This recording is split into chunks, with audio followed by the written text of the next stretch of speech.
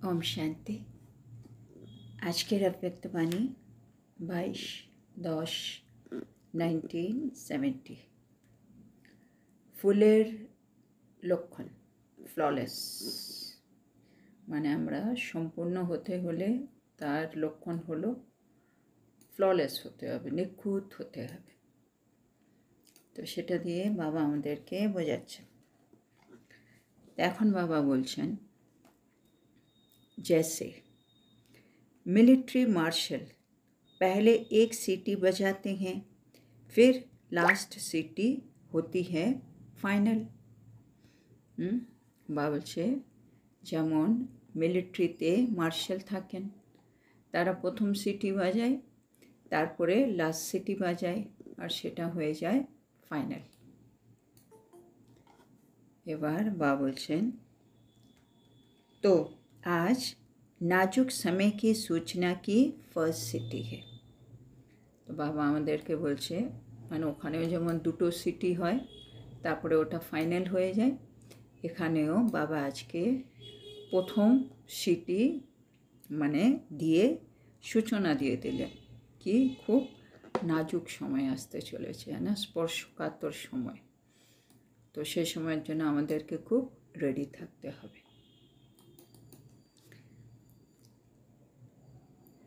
तो बाबा বলছেন, সিটি বাজাতে হ্যাঁ কি তৈয়ার হয়ে যাও, হ্যাঁ না? সিটি বাজানো মানেই হচ্ছে আমরা যেন তৈরি থাকি এবার, মানে সেই সময়ের জন্য, সেই মুভমেন্টের জন্য রেডি থাকো এবার।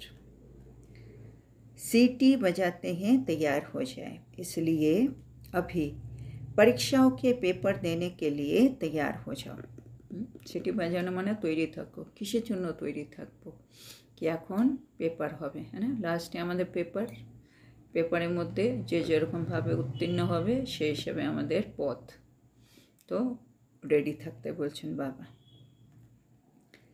ऐसे नहीं समझो बाप दादा तो अव्यक्त है, মানে এমনটা মনে করো না যে বাপ দাদা তো এখন अव्यक्त, মানে একজন পরমধাম, একজন সূক্ষ্মবতন।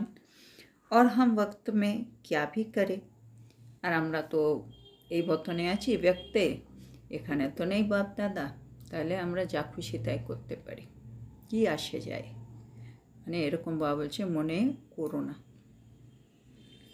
लेकिन नहीं, মানে এরকম মনে করো না।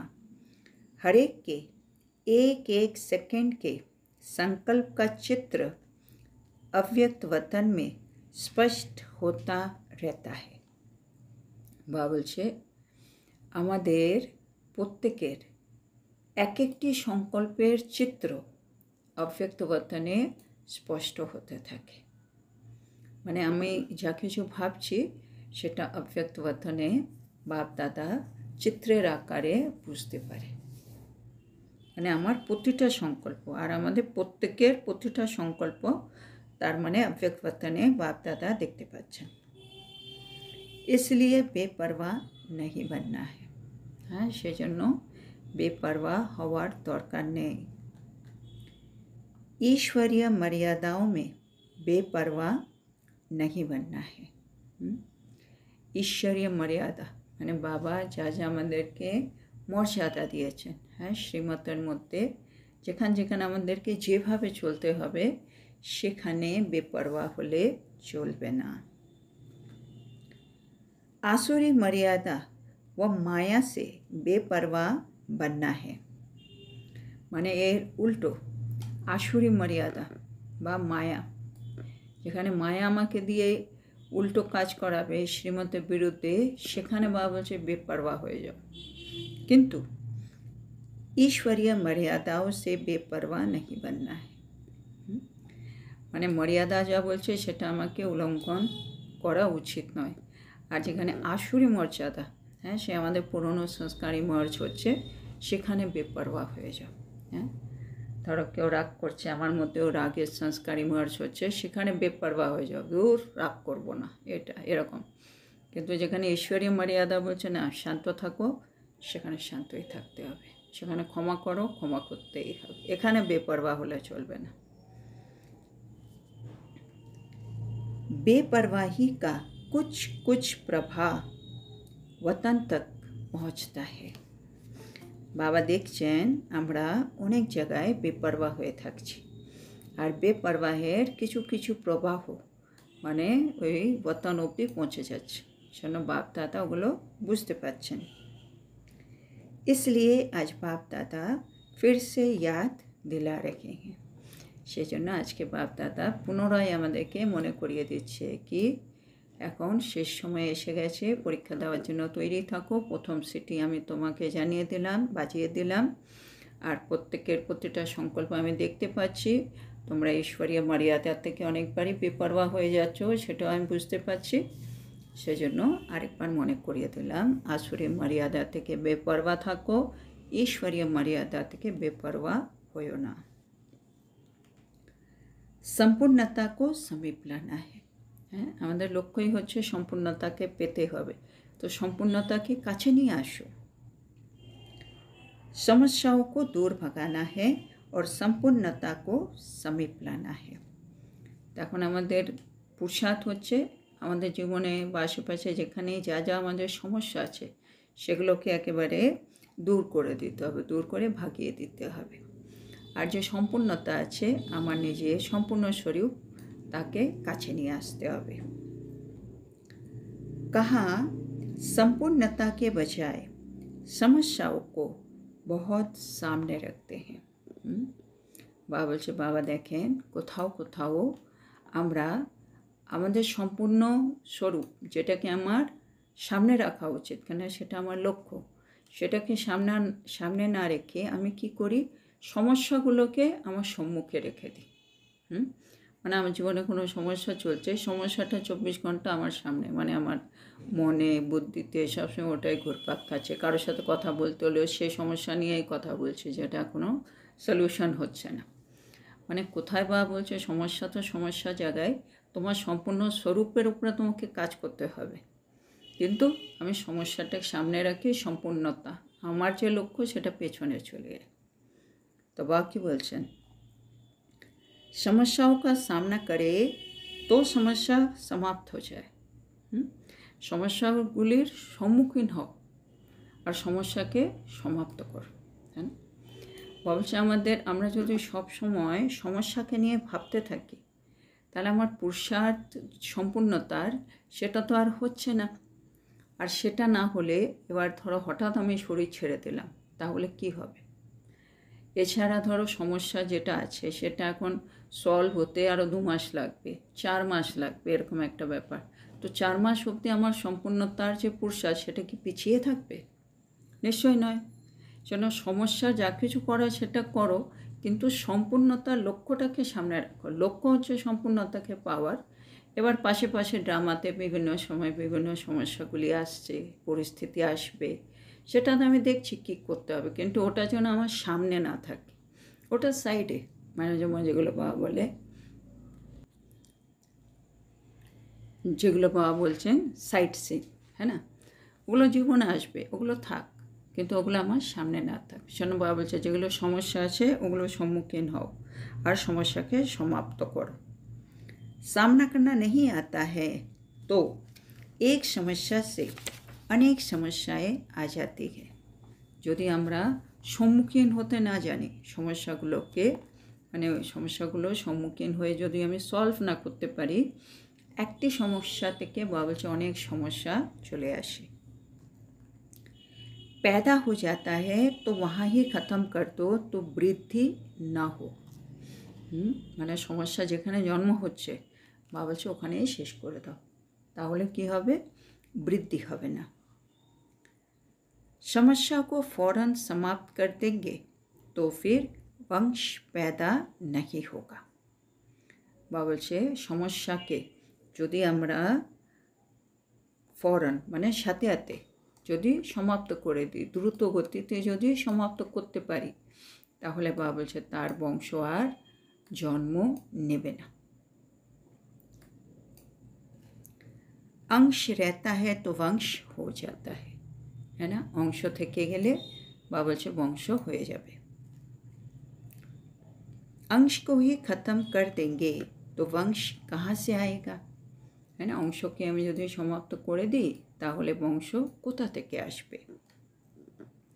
तो समझा, समस्या के बर्थ को कंट्रोल करना है।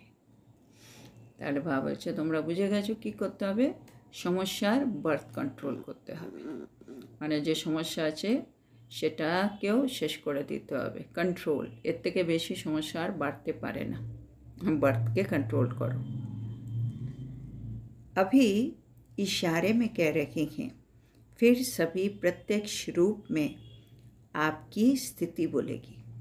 এবার বাবা শেষ সময়ের জিনিস আমাদের বোঝাচ্ছে। বাবা বলছে এখন আমি ইশারায় বলে দিচ্ছি, হ্যাঁ না, ওই যে বাবা আমাদের সংকল্প দেখতে পাচ্ছেন, বাবা আমরা কোথায় কোথায় বেপরোয়া হচ্ছি মর্যাদাতে, ওগুলো দেখতে পাচ্ছেন, সেটা বাবা আমাদের বলছে ইশারায় আমি বলে দিচ্ছি। কিন্তু এর পরে কী হবে, প্রত্যক্ষ রূপে আমাদের স্থিতিটা সবাইকে এই জিনিসগুলো বলে দেবে। মানে আমি আত্মা কীরকম পুরুষার্থ করি, আমি কোথায় কোথায় বেপরোয়া, কোথায় কোথায় আমার সংকল্প ভালো না, এগুলো সব আমার স্থিতি প্রত্যক্ষ করে দেবে সবার সামনে আমাকেই। छिप नहीं सकेंगे, বাবা বলছে তোমরা লুকিয়ে থাকতে পারবে না। जैसे नारद की सूरत सभा के बीच छिप सकी, বাবা বলছে যেমন নারদের মুখ সবার মাঝখানে লুকিয়ে থাকতে পারলো, হ্যাঁ না, ও যখন লক্ষ্মীকে বরণ করবে বলে এসেছিল, তারপরে বলল কি ওর মুখটা সে বান্দরের মতো, এগুলো তো সবার সামনে চলে এলো না। তার মানে ও নিজে উপরে কাজ করেনি, মানে নারায়ণের মতো হওয়া উচিত ছিল যদি আমার ইচ্ছেকে আমি লক্ষ্মীকে বরণ করব, তো সেরকম ও নিজে উপরে কাজ করেনি, সে বান্দরের মতোই রয়ে গেছে। আমিও তাই, আমি পুরুষার্থ করে আমি ভাবছি আমি লক্ষ্মী নারায়ণ হব, কিন্তু পুরুষার্থ করিনি।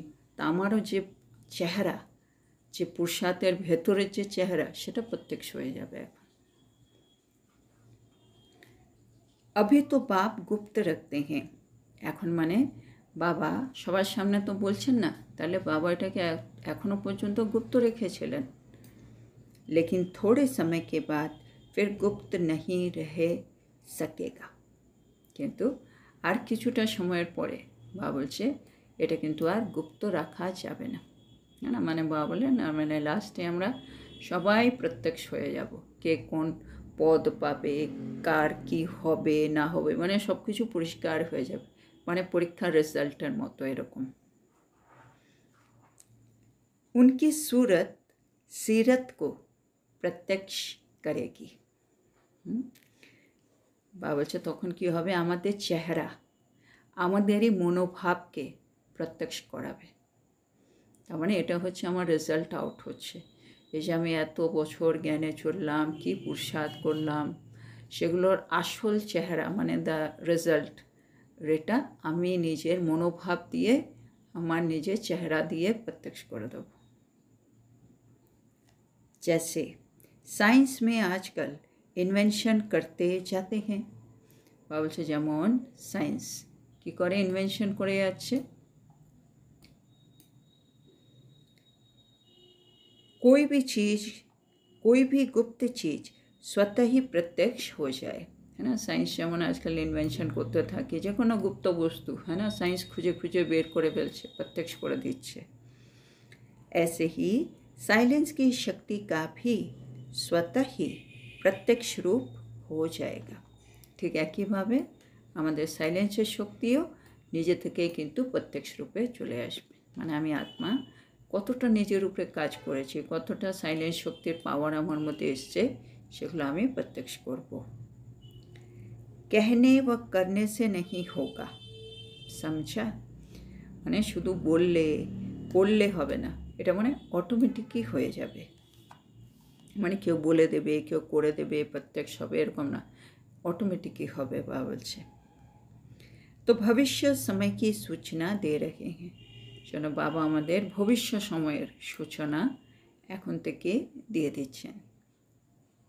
इसलिए अब नाजुक समय का सामना करने के लिए नाजुकपन छोड़ना है, সেজন্য সেই স্পর্শকাতর সময়ের সম্মুখীন হতে হবে। সেই জন্য কী হবে, এখন থেকেই ওই যে আমার মধ্যে একটা সংস্কার আছে নাজুকপন, হ্যাঁ না, মানে অল্প কিছু হলেই আমি ফিলিংয়ে চলে আসি, নাজুক মানে তাদেরকে বলে বাবা, কিছু বললেই মুড অফ হয়ে গেলাম, কিছু বললেই আমি কিনারা করে চলে গেলাম, হ্যাঁ, ভালো লাগছে না এরকম। তো এটাকে স্পর্শকাতর অবস্থা আর কি। তো এসব ভাব এবার একটু ত্যাগ করো। বাবা বলছে नाजुकपन छोड़ो, तभी नाजुक समय का सामना कर सकेंगे।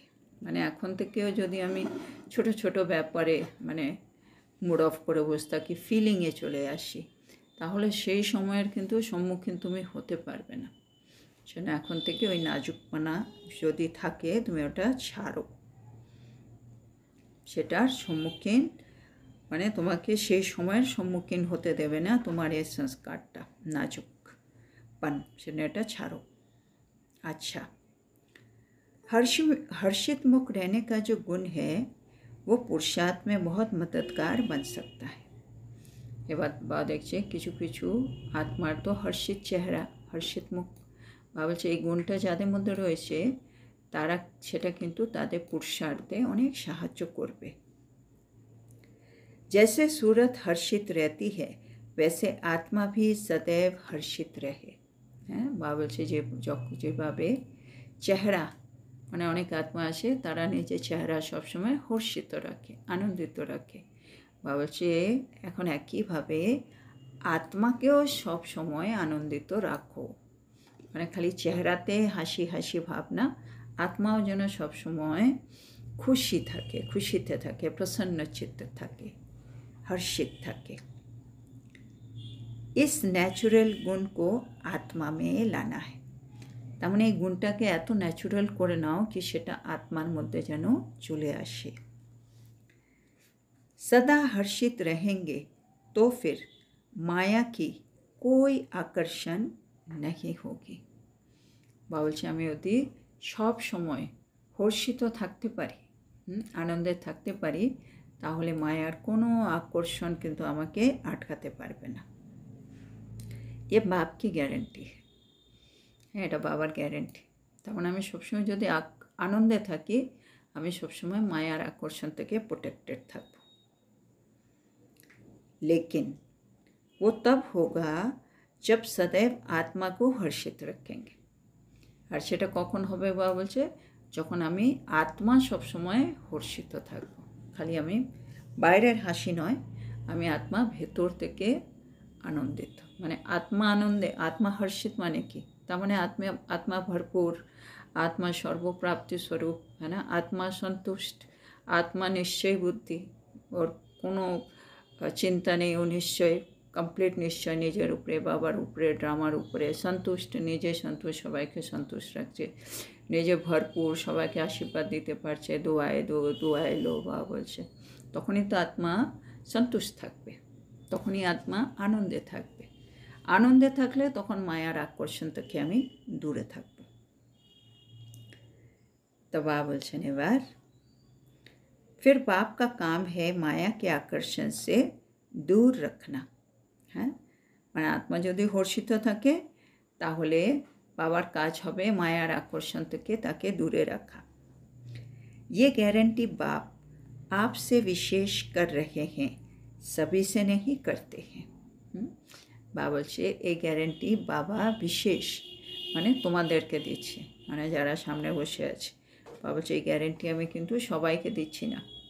হ্যাঁ, কি মানে তুমি আত্মা হর্ষিত থাকলে আমি মায়ার আকর্ষণকে তোমার থেকে দূরে রাখবো, এই গ্যারেন্টিটা বাবা বলছে আমি তোমাদের দিলাম যারা সামনে আছে ওই সময়। क्योंकि কেন, जो आदि रतन होते हैं उनों से आदि देव का विशेष स्नेह होता है। বাবা বলছে এটা ওদেরকে কেন বলা দিচ্ছে গ্যারেন্টিটা, বলছে কেননা যারা আদি রত্ন, মানে সামনে আদি রত্নরা বসে আছে, যারা আদি রত্ন তাদের প্রতি আদিদেব না ব্রহ্মা বাবার তার একটু বিশেষ স্নেহ থাকে। তো আদি কো অনাদি বানাও। তো সেন বাবা বলছে এবার আদিকে অনাদি করে তোলো। जब अनादि बन जाएंगे तो फिर माया की आकर्षण नहीं होगी। মানে অনাদি করা তোলা মানে অনাদি স্বরূপ আত্মার আনন্দ স্বরূপ করে দিতে হবে, মানে আত্মাতে সে হর্ষিতপনা ঢুকিয়ে দাও, সে সংস্কারটা নিয়ে আসো, তাহলে ওটা অনাদি হয়ে যাবে আত্মার সংস্কার। তাহলে মায়ার আকর্ষণ আর থাকবে না। সমস্যা সামনে नहीं आएगी, মানে মায়া না এলে সমস্যাগুলিও সামনে আসবে না। तब बाप का स्नेह स्मृति में रहेगा तो सर्वशक्तिमान के स्नेह के आगे समस्या क्या है। বাবা বলছে যখন মায়ার আকর্ষণ থাকবে না, তারপরে সমস্যাও থাকবে না, তখন তাহলে আমার স্মৃতিতে কী থাকবে? বাবার স্নেহ। তো যখন বাবার স্নেহ আমার স্মৃতিতে থাকবে, তখন সর্বশক্তিমানের স্নেহ যেখানে, সেখানে সমস্যার কি করবে বলো? কাহা ও স্নেহ আর কাহা সমস্যা। হ্যাঁ, আমার মধ্যে বাবার সর্বশক্তিমানের স্নেহ, আর অন্যদিকে হচ্ছে সমস্যা। তাহলে সমস্যা কি আর টিকতে পারবে? মানে আমার সাথেই হচ্ছে সর্বশক্তিমানের স্নেহ, তার মানে সর্বশক্তিমান আমার পাশে, আর সমস্যা তো আর টিকতেই পারবে না। তো বাবা বলছে এটা কীরকম? वो राई वो पहाड़ इतना फ़र्क हो जाएगा, है ना। মানে বাবা আমার সাথে না থাকলে সমস্যাটা পাহাড়ের মতো, কিন্তু যে মুহূর্তে বাবা আমার পাশে চলে এলো, আমি সর্বশক্তিমান হয়ে গেলাম, সর্বশক্তিমানকে সাথে নিয়ে মাস্টার সর্বশক্তিমানের মতো পুরো শক্তি, এখন সমস্যাটা আমার জন্য রায় হয়ে গেল, আমি এতটা বড়, এতটা শক্তিশালী হয়ে গেলাম। तो अनादि रतन बनने के लिए सर्वशक्तिमान की शक्ति और स्नेह को सदैव साथ रखना है। তাহলে বাবা বলছে কী করতে হবে? আমাদেরকে যদি অনাদি রত্ন হতে চাই, তাহলে সর্বশক্তিমানের শক্তি আর ওনার স্নেহকে সবসময় সাথে রাখতে হবে। अपने को अकेला कभी भी नहीं समझो। হ্যাঁ, বাবা বলছে এখন নিজেকে কখনো একা আমরা ভাবব না।